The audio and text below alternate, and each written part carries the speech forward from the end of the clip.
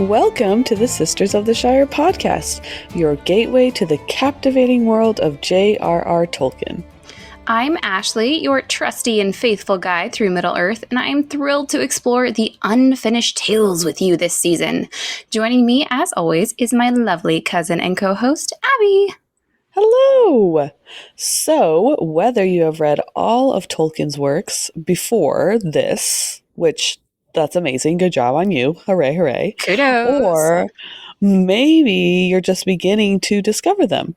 And our podcast offers a fun time, engaging discussions, easy to understand breakdowns, toddlers in the background, because you could probably hear that. And some of the more breakdowns of some of the more complicated parts, because there's a lot of complicated parts. Family trees, genealogy, maps, all of the maps. People's name changes, so many name changes. So many name changes, so many nicknames. Let's dive into the unfinished tales together with Oakley in the background. And let let the adventure unfold. Let's go. Let's go.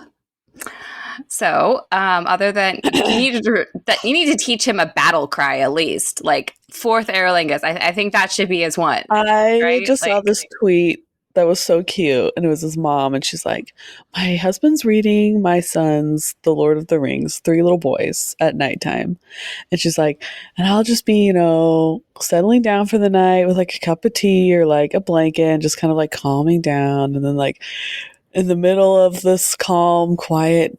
I hear this like, 2 deaths, like screaming, and then like she's like, "Oh gosh, oh, I got a sad one."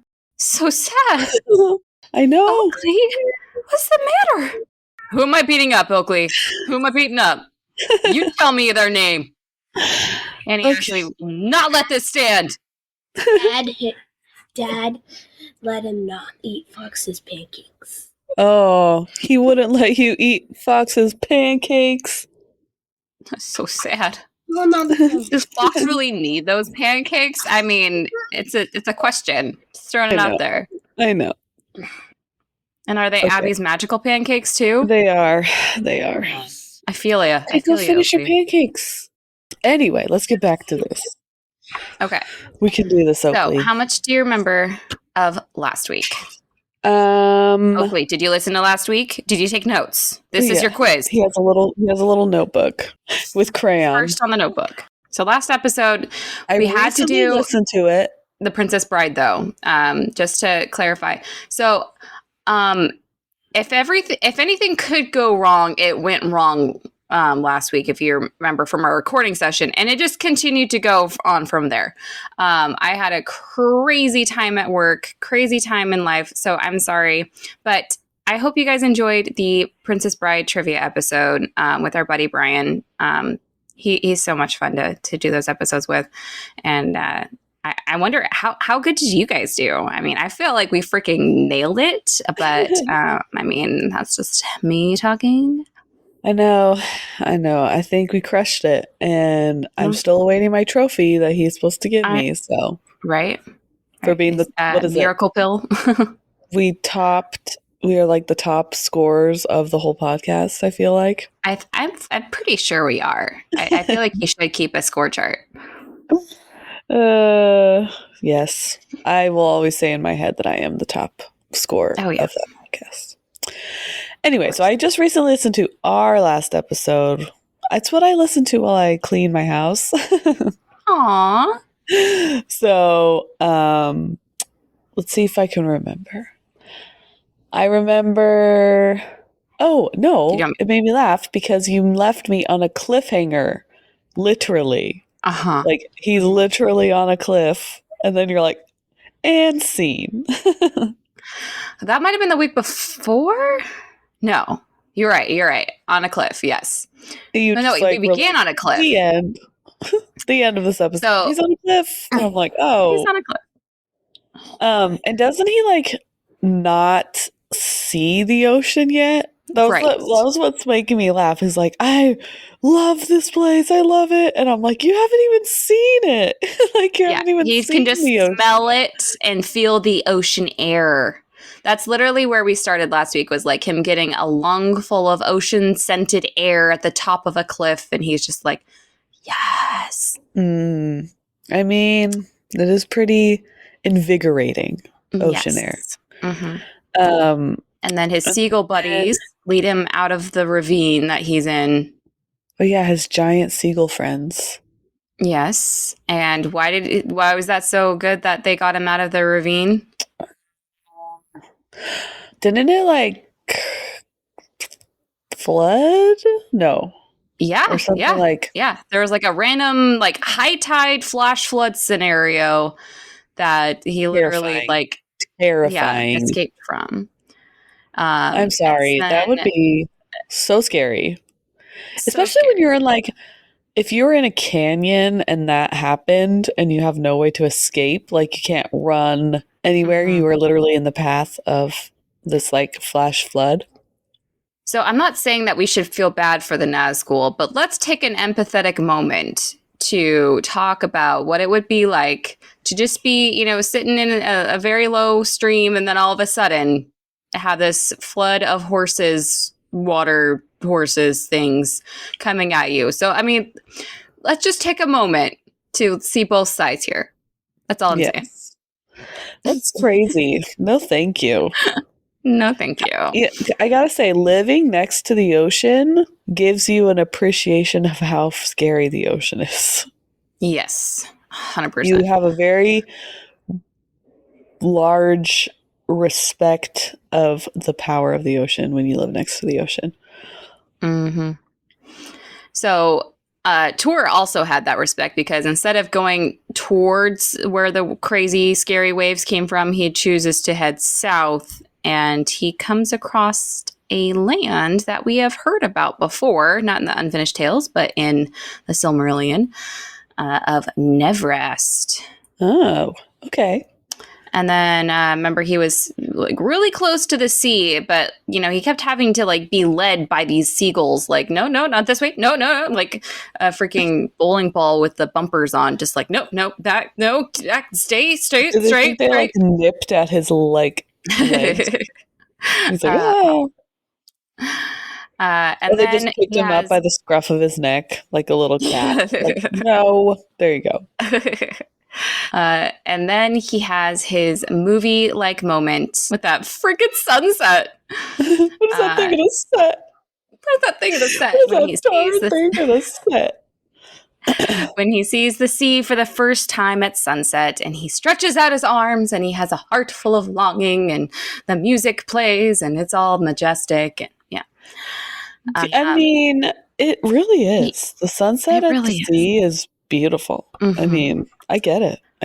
So he continues along the path that the seagulls are leading him on, and he gets to like a pond area, and he's like, no, I want the freaking waves. Pond is not even close to being like an ocean. Do you guys know what an ocean is?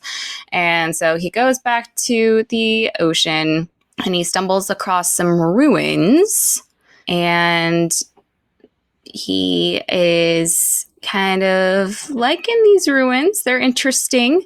And then suddenly he sees not his seagull friends, but new white swans, and which turn out to be the most persistent tour guides ever. And they just like wake him up every morning.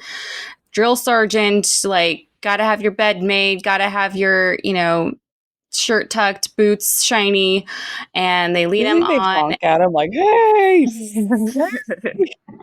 Yes, like in Oakley in the background. No, just kidding. I apologize. It's fine. I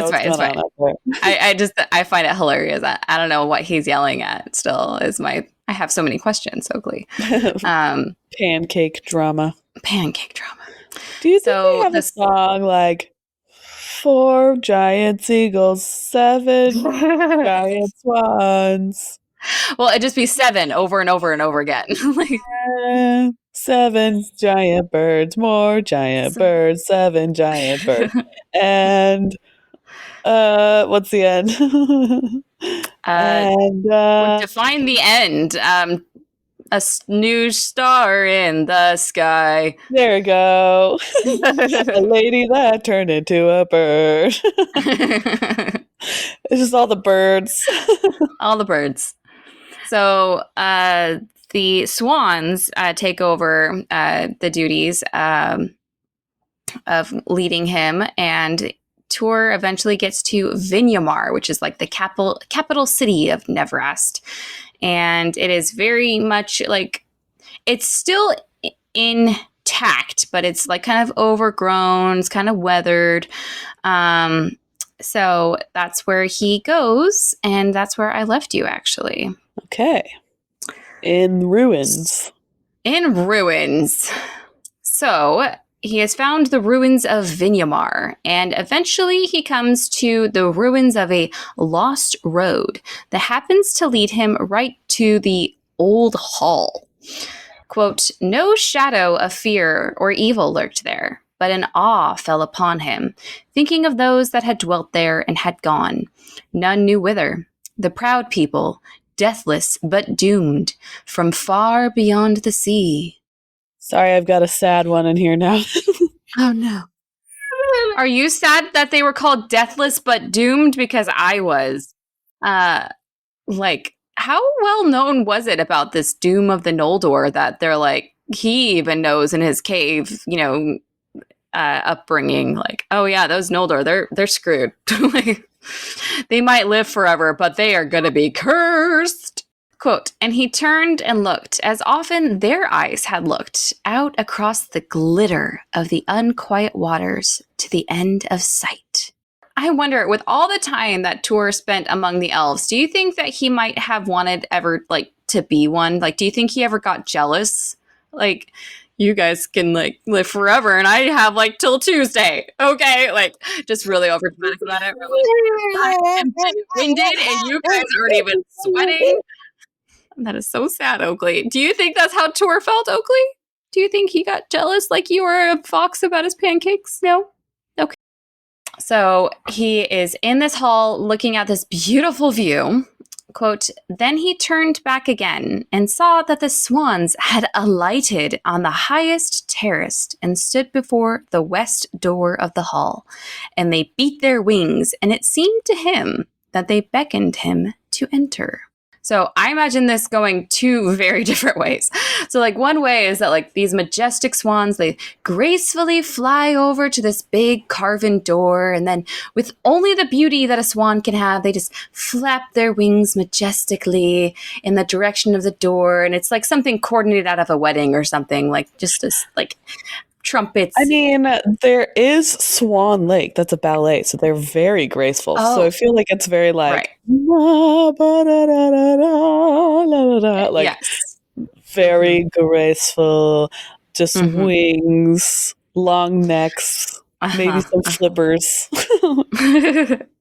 But then like my alternative version is that these swans literally like swan dive Tuor to get his attention, and then they just like fly into the doors, like repeatedly hitting it in a way that even like you can't miss this Tuor. Like he's like, I feel like they're trying to tell me something. And he's just like repeatedly like flying into the door. My version is they're just honking at him so hard, and they're like crowding him like a sheepdog does to a sheep. Like, wah, wah, it's right there. Wah, wah, wah, wah, wah. It's like, okay. Until he gets smashed up against the door. And then he's like, oh, okay. So he goes through this door and he goes up some stairs. Now, I don't know about you, but I'm having a hard time imagining what this place looks like. Like, I think of every elf kingdom we have seen in movies, and like even in the Rings of Power show. Like, you know, I think of it as I think of that and then like overgrown, but and slightly in ruins. But it's hard to picture because in the movies we only got like seriously beautiful or like one stone pillar left over. Like we don't get an in between. Yeah. So maybe it's kind of like I know it's a bad example, but like the scary place that like in The Hobbit that like the orcs talk to the what's his name? Huh? Gundabad. Yeah. Yes. Yeah. How it's like a little bit more buildings, a little bit more put together. Okay. Maybe it's like that. Maybe. I went to a pizza store yesterday and they were playing The Hobbit, and I just sat there and did an order for a second, and they're like, "Do you want anything?" I'm like, "Oh, sorry." There's you Hobbit found my there's dwarves on the opposite of screen. kryptonite. Yeah. Anyway. Like your bright light, like a moth to a flame. Yeah. So Tolkien describes these stairs as half. No, don't go to the light. I can't help it. It's so beautiful. So we have to finish the quote. So Tolkien describes these stairs as half hidden in Thrift and Campion. So I don't know what Thrift and Campion is. Do you know what Thrift and Campion is? Maybe it's like moss and overgrowth. Okay, so that's what I thought too, like some kind of ivy or weeds or some kind of moss. But no, I looked it up, and thrift, like you couldn't come up with any other name for this plant, is a European plant which forms low-growing tufts of slender leaves with rounded pink flower heads, and they grow chiefly on sea cliffs and mountains. And Campion is a plant of the pink family. I love that there's just a pink family out there of flowers, typically having pink or white flowers with notched petals. And if you go to the outline, Abby, you can see a link right there. They're actually really pretty, and I feel like I've seen it before. Well, maybe we've seen it at our beaches. Right? When I was Googling things, they did say one was Cannon Beach had a lot of these. Oh. Are you looking at them? They kind of look like gardenia, not gardenia, jasmine. No, I'm looking at, wait, hold on. They kind of look like, sorry, there's a different flower. No, they look like flower blossoms on like trees, like apple blossoms. Yeah. The kind I'm looking at, the pink ground. It's kind of like little like echinacea, like little daisies looking kind. That's what I see. Yeah. So my point is that we were thinking gross ivy weeds, but even elven ruins are covered in flowers. Like, so after he goes up these stairs, carpeted in these beautiful pink flowers and white flowers, quote, and entered the shadows of the house of Turgon. And he came at last to a high pillared hall. If great it had appeared from without, now vast and wonderful it seemed to Tuor from within. And for awe he wished not to awake the echoes and its emptiness. Nothing could he see there, save at the eastern end a high seat upon a dais, and softly as he might, he paced towards it. Ooh, throne. He's like, you better believe I'm about to sit in Turgon's throne. Like, who's in my chair? Each was in my chair. Each was in your chair. The best movie ever. So I feel like that could be like, in my brain, I'm like, that feels like bad thing to do. Like you're gonna be cursed if you go and sit in that chair. But this is hold that thought. So he's going to go towards the throne, quote, but the sound of his feet rang upon the paved floor as the steps of doom, and echoes ran before him along the pillared aisles. Like, not only can I picture this, but I can totally hear it as well. Like, just this empty hollowness of the place, and then like just a step is literally like just echoing throughout the whole thing. Yeah. Crazy. So he's trying to be quiet, but this is Tuor we're talking about here, and I'm sure he makes like all the noise in the world. He's just in my head, I'm sure he's so graceful, but in my head, he's like those really tall guys that just don't have any awareness of their body. And so he's just like, he feels like he's being quiet, but he's really like thud, thud, thud, thud. Yeah.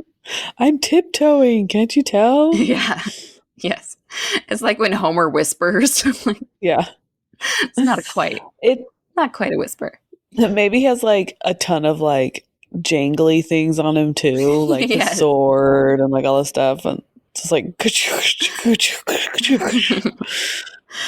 So Tuor walks up to the throne, and of course, in a movie-like moment, the sun shines through a window just right, and it hits the wall in front of him, which makes it glitter as it were upon burnished metal. Oh, whoa! But wait, as in birds, it actually like, might be on metal. Yes. Quote, then Tuor, marveling, saw that on the wall behind the throne were hung a shield and a great hauberk, and a helm and a long sword in a sheath. The hauberk shone as it were wrought of silver untarnished, and the sunbeam gilded it with sparks of gold. Whoa! What have you just said? Yes. Okay. So for all of your non-weapon armory nerds out there, or if you just got them mixed up in your head like I did, because I thought a hauberk was a halberd, not the same. So a hauberk is actually a piece of armor originally only covering the neck and shoulders, but later it was like a full length coat of mail or like a military tunic. Oh, it's a military dickie. Yes, actually, that's actually pretty funny. If you only want to be formal military from the shoulders up. But like, if you need help picturing it, it's basically like a coat of mail. So like when Gimli is trying to find like something in the Battle of Helm's Deep, and he's like, it's a bit tight across the chest. Like that literally like dress of mail is kind of what a hauberk is. And a halberd is an axe blade topped with a spike on like a really long shaft. So I thought a hauberk was a halberd, but it's not. So in case you had the same mix up I did. So anyways, moving on to the shield, because the shield is kind of cool. Quote, but the shield was of a shape strange to Tuor's eyes, for it was long and tapering, and its field was blue, in the midst of which was wrought an emblem of a white swan's wing. Ooh. So I may or may not have gone a little ways down the rabbit hole in regards to shields. I want someone to make like the shields and the armor from like all the Tolkien books. Like I want to know what it is. I'm sure someone has. Yeah. So I thought it was weird how thrown Tuor was by the shape of the shield. So like for a second, I'm not saying Tuor's dumb, but kind of, because like I wonder honestly how long it took him to. Right. But like, how long did it take him to figure out it was a shield? Like, he's like, that's a weird table. Like, yeah. Or is it a sled? Mirror what do I do with really this? Work. Yeah, exactly. So I went down a rabbit hole of shields.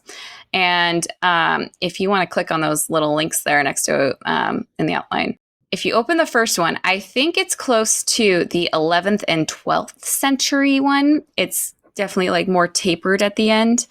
But I liked this picturing of the different shields. And I can post this too, but it's basically just like all the different shield shapes by century. So I kind of like that it actually was really old, even like in real life. So because it was made a long time ago. The shape of the 11th and 12th century shield kind of looks like a fang, like a tooth fang. I almost went with like, you know, those really long pointed fingernails that girls wear sometimes. Oh, coffin. I don't, because I would stab myself so many times. They're called, I think they're just called, are they called Fangs? Stabby. Hold on. Stabby nails. I don't know. But stabby nails. But can you tell we if you totally look do our at nails all the time? That we don't know what they're totally called. doing our nails all the time. They're called fangs. I was right. Stabby nails. Oh, okay. And then if you look at the next one, I just kind of liked the little rabbit hole I was going down here. So this one is all of the different shields by like region. So like there's a Greek shield, a Celtic shield, which looks so cool. Like even the like African type shields or the Philippines, a Highland Targe.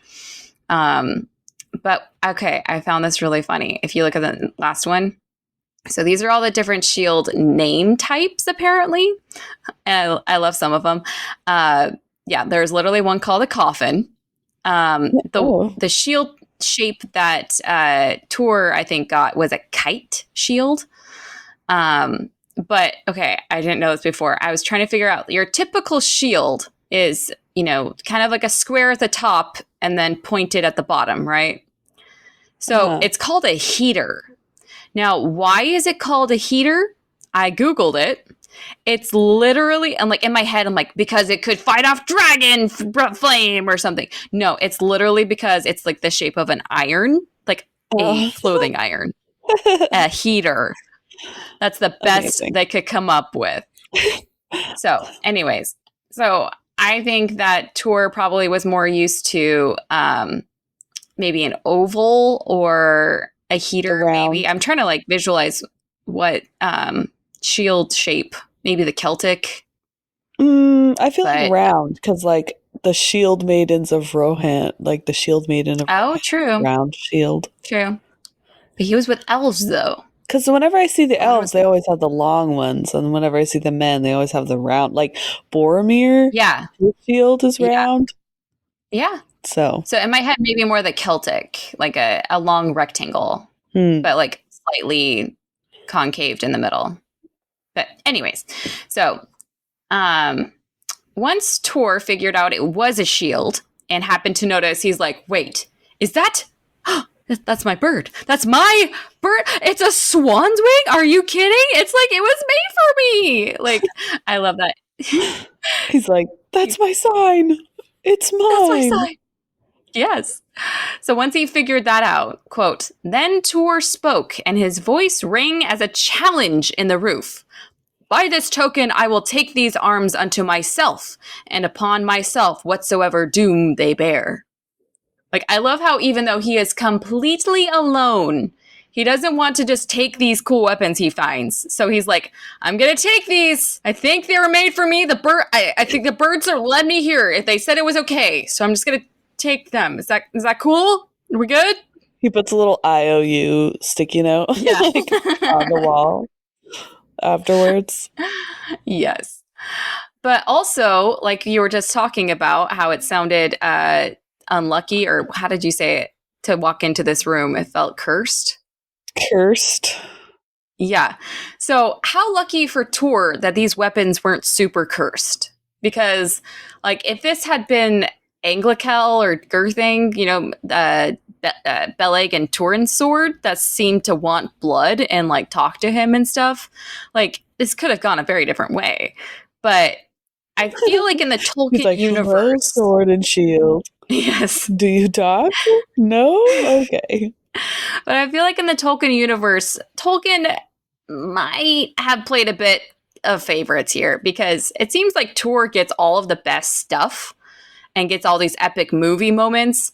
And then like Turin came along, he's like, well, I got to balance this out somehow. Let's give Turin all the bad stuff, and Tuor gets all the good stuff. Man, he really kind of does that in the, like, for multiple characters group pairings. Like, Faramir and Boromir. Faramir. Yep. And then, what's her name? Éowyn and her brother. Oh, Éomer. That dies, just doesn't get to go forward anymore. Oh. And then, Phaedrid. And then, no. Éomer, that's her cousin. Éomer doesn't die. Eomir has like a totally like hard life, and then Eowyn's like, I'm just gonna live in the palace for a little while. I guess I'll be stalked by a creepy dude. I know. Who had it worse? You tell me. He kind of has that, like, I don't know. He kind of keeps that theme of like, if you're a pairing, one of you gets cool stuff, and the other one does not get cool stuff. Like, yeah. Maybe what if he's like, is it what is the word? You wonder if his own brother. Him and his brother, who was the favorite of his mom. Yes. Yeah, probably Tolkien. Like, is his brother okay? Is Hillary okay? Yeah, or his own children. Yeah, hard to say. So this armor, this hauberk, however you say it. I'm not sure if you, in case you don't realize the significance of this moment. In the Silmarillion, before Turgon left the city, that Tuor is currently. Wait, before Turgon left the city? Did I say Tuor? I'm getting mixed up. Before Turgon left the city, that Tuor is currently wandering through. Ulmo had come to Turgon and warned him about a bad bunch of stuff is going to happen. So we got to make way for the future. Build this armor for this guy. He's going to be really important later, but just leave it here for when he comes so that you know that he's cool. So, I remember that. Okay. I remember that. Okay. But you didn't automatically make that link until now? Until I pointed that out? No, I did not. Okay. So I'm glad I did that. Okay, cool.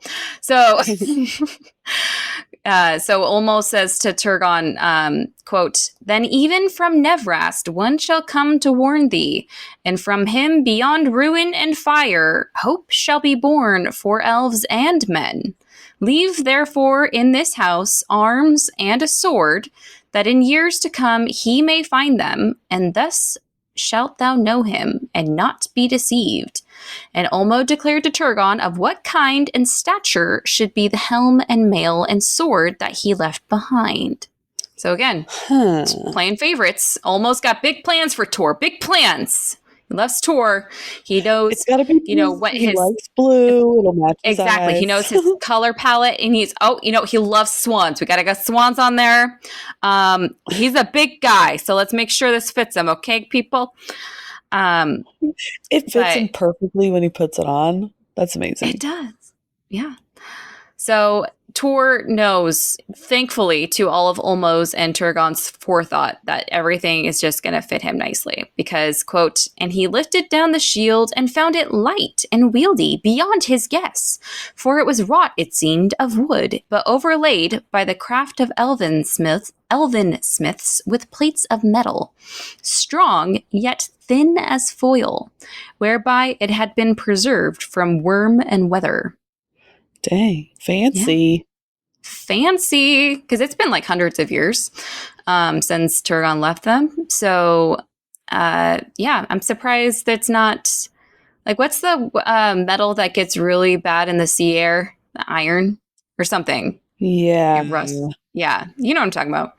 Yes. So, not made of that stuff, made from the good stuff.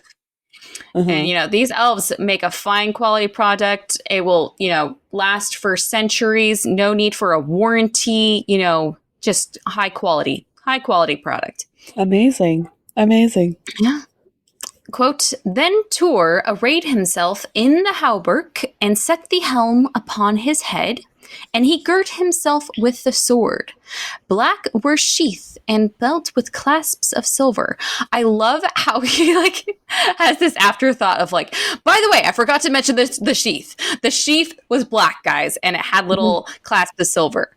Or maybe it was he's telling his kids and he's, "But you didn't talk about the sheath and the belt." They're like, "But what color was it? But what color was it?" And they're like, and then he says, "Well, what color do you want it to be?" That's how I do it. Yeah. You're a good mom. But so Is danger coming? Is there a battle about to commence he needs to suit up for? Of course not. But he just found all this really cool stuff and he wants to play dress up, okay? So it's got to put it all on. Yeah. Do you think there's a mirror in there? Or like he's talking to the swans and he's like, so how do I look? So he's all suited up.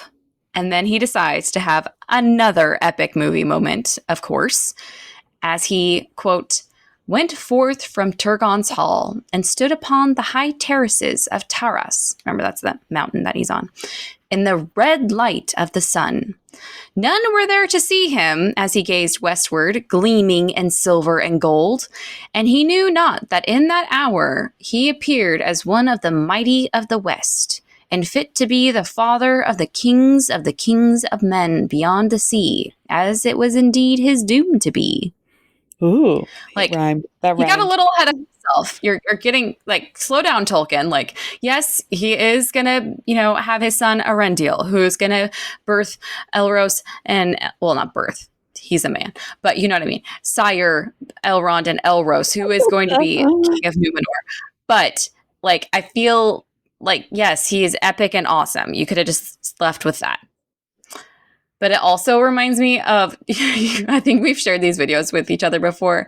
There's this guy on Instagram that like dresses up in like Jane Austen like attire, and he like doesn't make fun of them, but he will like walk across like cliff tops like overlooking the ocean, and he's like has like his coattails, and he's like, am I flapping enough? Is there enough flapping? Is my hair blowing majestically in the wind? Is it beautiful? Yes. Is the light shining on my hair so it looks golden? Yes? Yes. Yes. Now I'm going to stare out into the void of the ocean, pondering all the things. Pondering my fate in the universe. Who am I? What is my glory? If you haven't seen him, you should check him out. He's hilarious. But also, there had to be a song playing in the background, right? When he stepped out in all of his glory. Like, oh my gosh, I just thought of it. What? I have often dreamed of a far-off place where great warm welcome will be waiting. The Michael Bolton version? The Michael Bolton version, or the kid who sings it in the in the movie? I can't handle the Michael Bolton version, so it's the kid. But side note, Tuor like gruff man voice, like singing. In my brain, he looks like a mix between Little John from Robin Hood Men in Tights and Thor mixed together. Yes, I agree. Maybe Thor that is in like Love and Thunder, and he has the beard and the long hair and like the leather jacket. That version. I like it. Side note. So speaking of the song, we were talking about "Go the Distance" from Hercules. In case you didn't pick that up. So every year, my family does this thing for New Year's Eve as like a tradition where we each pick a song that was like our favorite from the year, or like personified our year or something. And we each have to guess whose song is whose. And my grandma, who is Abby's grandma too, she's had a bit of a rough year. She almost died several times. But anyways, guess what song she chose for the year? I don't know. Michael Bolton, "Go the Distance." I'm like, but that's so morbid, Grandma. She's a bit of a drama queen, not gonna lie. I'm not dead yet. Oh, it should have been that one from Spamalot. Yeah. So sorry. Side note, I just had to tell you how funny that was. I was going to say, so he's majestically standing with all his beautiful armor on, golden hair flowing in the wind. He's feeling it. He's like, this is who I am. Mm-hmm. This is me. Mm-hmm. Well, yeah, actually, because, quote, In the taking of those arms, a change came upon Tuor, son of Hur, and his heart grew great within him. His destiny. It's his destiny. But also, I'm like, his heart grew 3 sizes, like the Grinch. Sir, his that heart is a medical grew 3 problem. sizes that day. Please go to the nearest hospital. Quote, and as he stepped down from the doors, the swans did him reverence, and plucking each a great feather from their wings, they proffered them to him, laying their long necks upon the stone before his feet. And he took the 7 feathers and set them in the crest of his helm, and straightway the swans arose and flew north in the sunset, and Tuor saw them no more. Whoa. How big are those feathers? Okay, so many questions about this scene. First of all, how does a swan pluck 1 feather from their wing and hand it to someone? With their mouth. With their mouth? Okay, but in my head, you have a wing outstretched, right? You have like your arm outstretched. And to me, that would be similar of something like trying to get something from under my armpit with my mouth. Like, yeah. They've got long necks.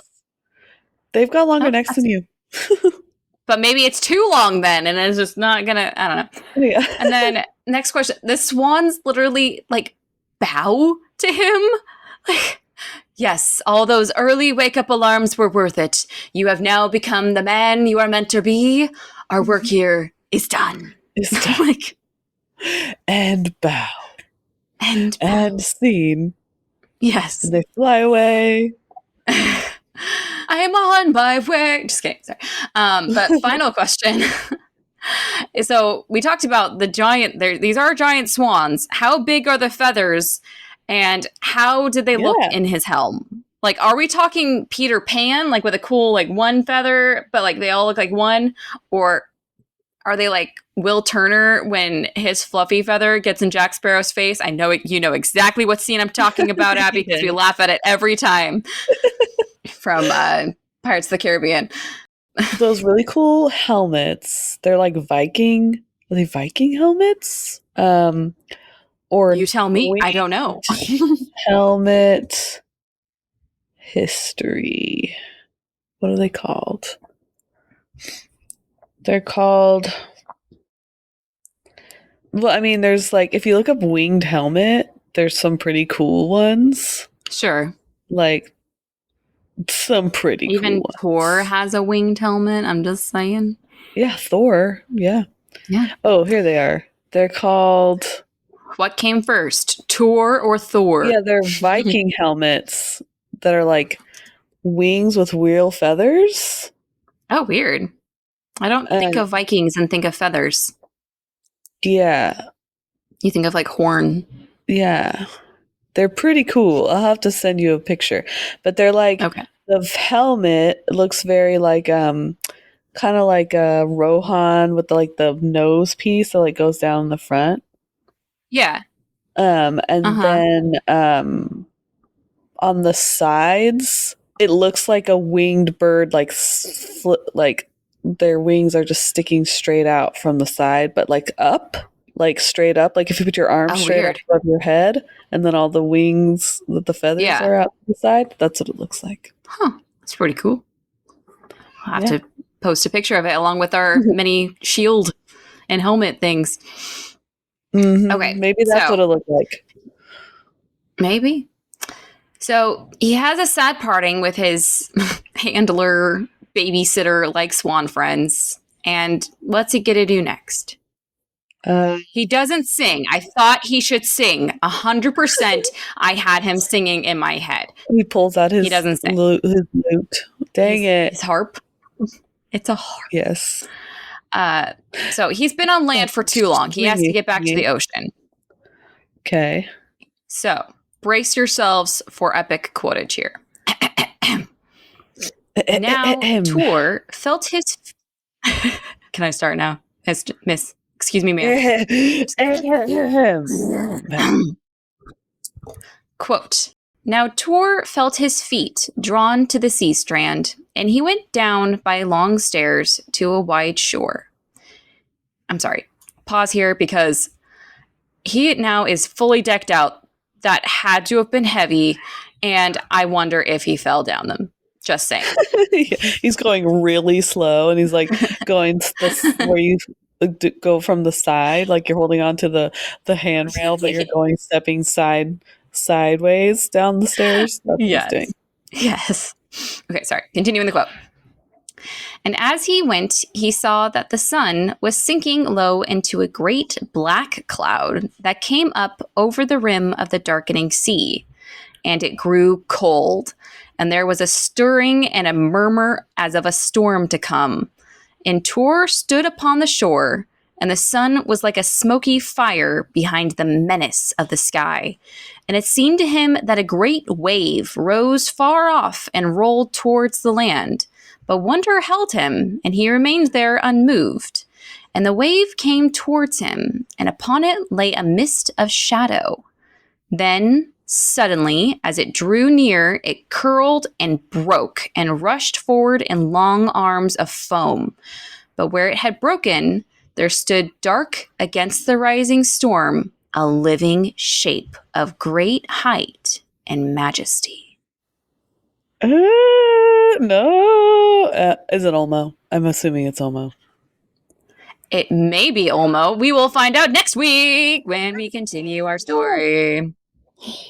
That reminds me of the scene in Hercules where he's like the tiny thing, and then like his dad comes to life and like he's a giant statue, and he just screams and like tries to like run away, and then he tries to grab him, and he's like a mouse or something, like because his hands are so big, and he's like crawling over his hands trying to get out. That's what I think is going to happen in my brain. That's what I want to happen.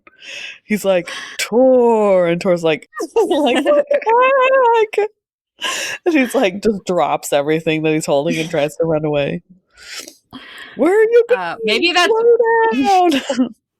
Maybe that's why he gave him the armor and stuff first. It will slow him down. Yeah.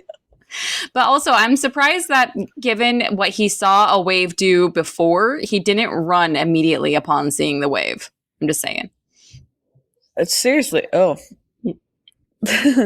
Yeah, like that, Oakley. So, be sure to follow us on Instagram at Sisters of the Shire Podcast. Become a patron and join our Patreon at patreon.com/Sisters of the Shire Podcast. We got a really awesome group of people that have joined our Patreon, like our dwarf friend of the Shire, Dan, and our elf friends of the Shire, Christine and Tom. Thank you guys again so much for your continued support. We really, really appreciate it. You can join our Patreon, but if you can't, we get it. If you could just do us the tiny favor of giving us a rating on whatever platform you listen to your podcasts on, that helps us out a ton too. And sharing, yes. World news. We have some things. We have 2 new countries. 2! I didn't think there was any more countries left. I know. Okay. My guess is Asia and Africa. No. For either of them? Dang. No. Okay. Both in Europe. One in Europe. Did we finally get Antarctica this time? No. So South America and Europe. Yes. So South America and Europe, I'm going to say... Sorry, there's someone trying to break in. My house. I'm going to say Croatia.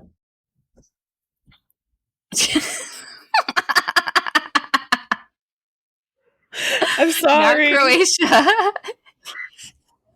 Oakley's been banned from my recording room, and so he's like, this is the worst day of my life. Okay, well, I am... I haven't eaten breakfast yet, so I am really quite... Hungry?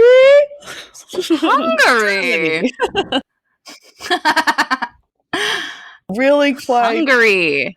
Switzerland, yeah. So Welcome, Hungary. Thank you for joining us. I hope you enjoy the podcast. I hope you continue to keep listening. The second country is, my brother served a mission here. That narrows it down a little bit. Ecuador. Ecuador. Good job.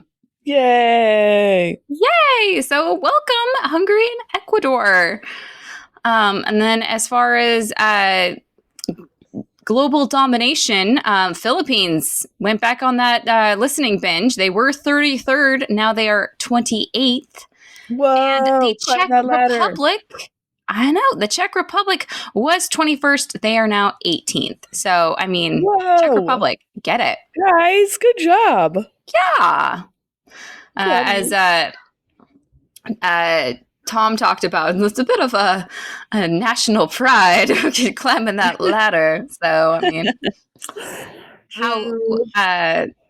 how well do you think Czech Republic is doing? Let's see it. Prove that you are better than, let's see, Austria, Denmark, Thailand, Slovenia. Just kidding. Yeah. But, I mean, maybe. I don't know. You've got it in you guys. You can do this. Climb that ladder. Make it to the top. The real challenge would be beating America. Just saying. Yeah. USA. Thank you for teaching me today. You're welcome. Until next week, I've been Ashley. And I've been Abby. And this has been the Sisters of the Shire podcast. And we're so glad you joined us today. And we hope that you can join us next time. Bye.